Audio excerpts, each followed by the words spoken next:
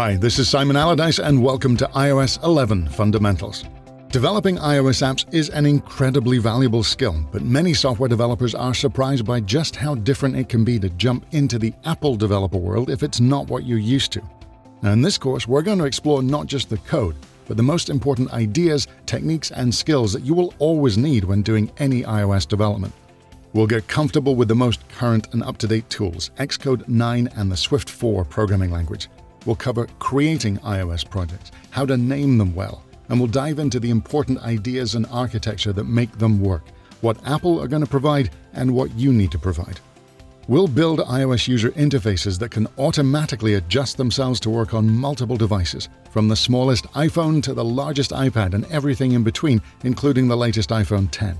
And we'll build apps with data-driven controls, navigation controls, and we'll explore common sticking points and how you get past them.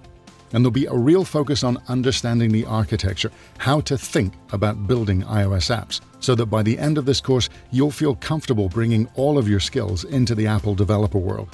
This is iOS 11 Fundamentals at Pluralsight. Let's get started.